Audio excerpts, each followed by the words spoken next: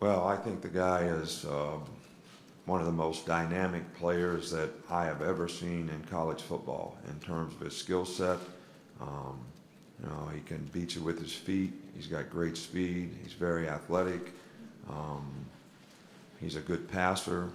They have an outstanding scheme that really challenges you defensively and takes advantage of his skill set in every way, which is pretty obvious by the production that they've had all season long in terms of their ability to score points, make explosive plays, his ability to make explosive plays, and to distribute the ball in a way that all the other players on his team have an opportunity to make explosive plays. So, and they have great balance. So it's not just one dimensional. I mean, they run the ball effectively. They make explosive plays in the passing game.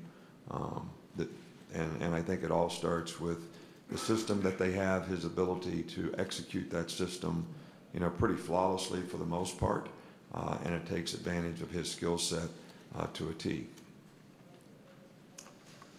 Regarding Kyler's NFL prospects, everybody knows he's got a big decision to make, which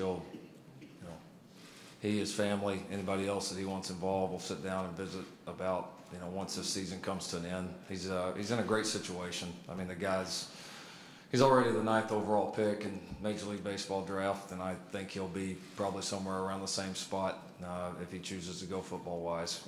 I realize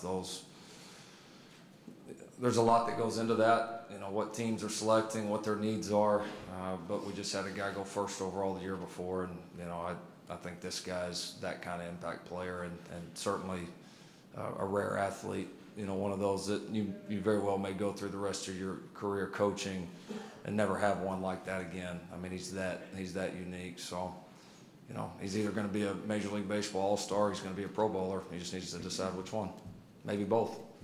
Well, I think that, I've always been kind of geared up to always sort of look at what's in front of you, not necessarily look what's behind you.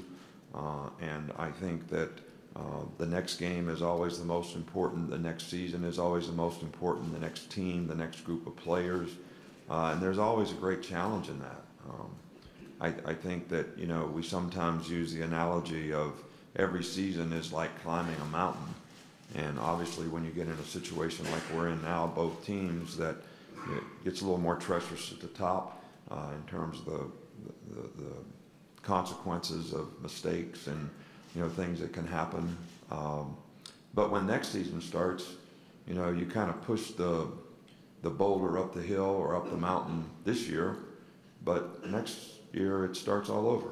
And so you have a process of things that are very challenging for that particular team, and that's what I always sort of look at and focus on, and that just don't look back, always look ahead.